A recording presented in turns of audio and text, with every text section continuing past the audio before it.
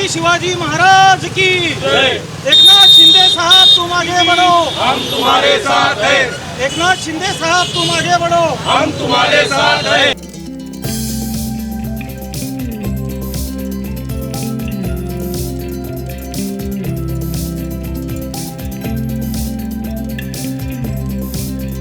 शिवसेना शिंदे गटाकडून परभणी हिंगोली विधान परिषदेसाठी सईद खान या अल्पसंख्याक समाजातील पदाधिकाऱ्याला उमेदवारी दिल्याबद्दल सोलापुरात शिवसेना शिंदे गटाच्या अल्पसंख्याक पदाधिकाऱ्यांनी विजापूर वेस चौकात फटाके फोडून पेढे वाटून स्वागत केले आहे। शिवसेना अल्पसंख्याक अध्यक्ष गफूर शेख, जिल्हाध्यक्ष एजाज शेख, संपर्क प्रमुख रजाक मालक, शहर कार्याध्यक्ष शहबाज बागवान, आवेद शेख, मुन्ना पठाण, अहमद तुळजापुरे आदींनी विजापूर वेस चौकात फटाके फोडून पेढे वाटून सईद खान यांना दिलेल्या उमेदवारीचे स्वागत केले आहे। जय महाराष्ट्र। कहा करती थी ये दुनिया जिसे तहजीब का पैकर, हमें तो बस हमारी तुम वो पहचान लौटा दो, जहाँ रहते थे हिंदू और मुसलमान साथ मिलजुल कर, खुदा के वास्ते हमें वो हिंदुस्तान लौटा दो। आज महाराष्ट्र भर में विधान परिषद के इलेक्शन की घोषणा हो चुकी है और कैंडिडेट भी डिक्लेयर हुए हैं। तो महायुति सरकार की तरफ से, शिवसेना शिंदेगढ़ की तरफ से सईद भाई खान परभणी हिंगोली, यहाँ से इनको उम्मीदवारी शिवसेना पक्ष की तरफ से जाहिर हुई है। एकनाथ शिंदे साहब की यहाँ पर जितनी तारीफ करें हम उतनी कम है, क्योंकि हाल ही में 2 महीने पहले राज्यसभा के लिए उन्होंने दलित समाज की बाबा साहेब अम्बेडकर की बेटी ज्योतिताई वाघमारे को उन्होंने नियुक्ति दी और उन्होंने उन्हें मौका दिया। एक आम घर से, झोपड़पट्टी से आने वाली हमारी बहन ज्योतिताई वाघमारे को उन्होंने राज्यसभा की सीट पर ले जाकर बिठाया। तो यहाँ पर काबिल तारीफ ये बात है कि जहाँ पर लोग राजकारण में विरासत को इस्तेमाल करते हैं, विरासत, पैसा, ताकत जहाँ पर इस्तेमाल होती है, वहाँ पर एकनाथ शिंदे साहब ने एक आम घर की लड़की को, एक आम घर की बेटी को और सोलापुर जिले की बेटी को उन्होंने मौका दिया। ये हमारे लिए बहुत बड़ी खुशी की बात है और हम शिवसैनिकों के लिए ये बहुत खुशी की बात है। और ज्योतिताई वाघमारे को संधि मिलने की वजह से, राज्यसभा में जाने की वजह से शिवसैनिक को सोलापुर में जो ताकत मिली है, ये इसका अंदाजा एक शिवसैनिक ही लगा सकता है। उसके साथ ही साथ अल्पसंख्यक विभाग को जिस तरह एकनाथ शिंदे साहब ने मौका दिया, महाराष्ट्र भर में सिर्फ शिवसेना को 4 सीटें मिली थी। 4 सीटों में मुस्लिम समाज को उन्होंने अल्पसंख्यक विभाग को मौका दिया।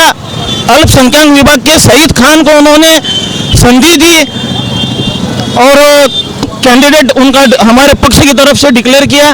तो यहाँ पर ये बात कहना ज़रूरी समझता हूँ कि जो पक्ष की विचारधारा है, बाला साहब ठाकरे की विचारधारा है कि 80% काम और 20% राजकारण, 80% समाज कार्य और 20% राजकारण, ठीक उसी तरह सईद भाई खान का भी 80% समाज कार्य, जिसमें उन्होंने सामाजिक कार्य किया है, आरोग्य विभाग में काम किया है और बहुत सारे ऐसे काम हैं जिन्होंने जो उन्होंने अंजाम दिए हैं। तो उसको देखते हुए एकनाथ शिंदे साहब ने एक मुस्लिम युवक को संधि दी। ये हमारे मुस्लिम समाज के लिए बहुत बड़ी खुशी की बात है। जहाँ पर शहर मध्य की, सोलापुर ज़िले के शहर मध्य की अगर हम लोग बात करेंगे, तो जो सेक्युलर पक्ष के लोग हैं, जो दावा करते हैं कि हम सेक्युलर हैं, हम अल्पसंख्यक विभाग को साथ में लेकर चलते हैं, एकनाथ शिंदे साहब की तरफ से उन्होंने सेक्युलर पक्ष को मुंह पर तमाचा मारा है। 35 साल में शहर मध्य को कभी मुस्लिम समाज को टिकट नहीं दी गई सेक्युलर पक्षों की तरफ से। तो आज जब विधान परिषद के लिए सिर्फ 4 टिकटें मिली, 4 सीट मिली, 4 सीट में उन्होंने मुस्लिम समाज को, अल्पसंख्यक समाज को न्याय दिया। तो हम एकनाथ शिंदे साहब के शुक्रगुजार हैं और एकनाथ शिंदे साहब के लिए ये शेर अर्ज करता हूँ कि जिस तरह से वो अल्पसंख्यक विभाग समाज के साथ में है, उनके लिए ये शेर बिल्कुल भी वाजिब बढ़ता है कि चालबाजों के लिए जाल बना रहता है, चालबाजों के लिए जाल बना रहता है, हर घड़ी जादुए बंगाल बना रहता है।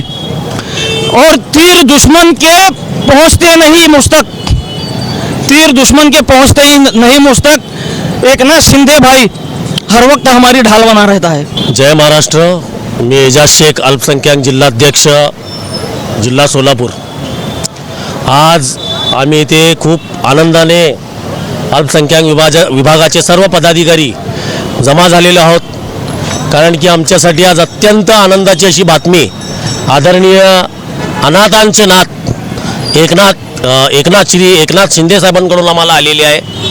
आमच्या पाथरीचे राज्याध्यक्ष श्री सईद खान साहेब यांना त्यांनी शिवसेनेला मिळालेल्या अवघ्या 4 सीटमध्ये मुस्लिम समाजाला न्याय देऊन एकनाथ शिंदे साहेबांनी सेक्युलरिझमचे बडे बडे बाता न मारता खऱ्या अर्थाने अल्पसंख्याक समाजाला हे जे न्याय दिलेले आहे हे एकनाथ शिंदे साहेबांनी प्रूव्ह केलेलं आहे. त्यांनी की तेच जे आहे सर्व समाजाला सोबत घेऊन चालणारे असे नेते आहेत. आत्ताच आमचे शहर अध्यक्ष शहर प्रमुख गफूरदादा शेख यांनी सांगितले की याच्या आधी त्यांनी आमची भीमकन्या आमची ताई ज्योतिताई वाघमारे यांना याच पद्धतीने न्याय देऊन एखादा दलित वर्गाच्या आमच्या बहिणीला त्यांनी डायरेक्ट भारताच्या सर्वोच्च सदनामध्ये स्थान देऊन त्या समाजाला ज्या प्रकारे न्याय दिला होता त्याचप्रमाणे आज मुस्लिम समाजाला देखील त्यांनी न्याय दिलेला आहे.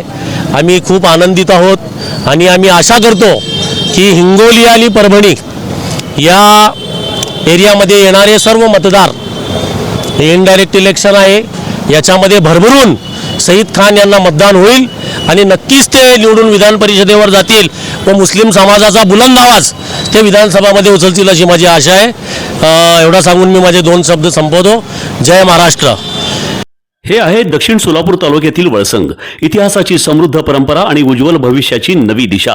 प्रगतशील आणि वेगाने विकसित होणारे गाव वळसंग. कुरनूर धरणाच्या सानिध्यात निसर्गरम्य वातावरणात वसलेले वळसंग. सोलापूर पासून फक्त 12 ते 15 मिनिटे, अक्कलकोट पासून फक्त 12 ते 15 मिनिटे आणि रेनगर पासून केवळ 7 ते 8 मिनिटे अंतरावर सोलापूर अक्कलकोट महामार्गावरील उड्डाणपूल आणि वेगवान महामार्गाच्या थेट संपर्कात असलेले वळसंग.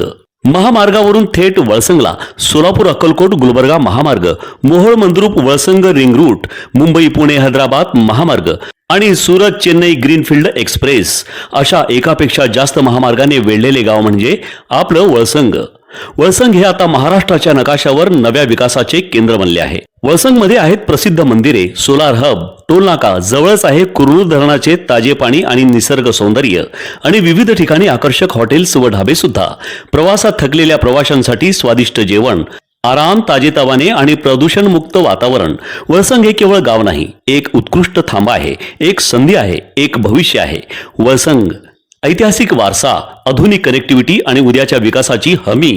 सोलापूर जिल्ह्याचा अभिमान आणि महाराष्ट्राचा गौरव. वळसंग.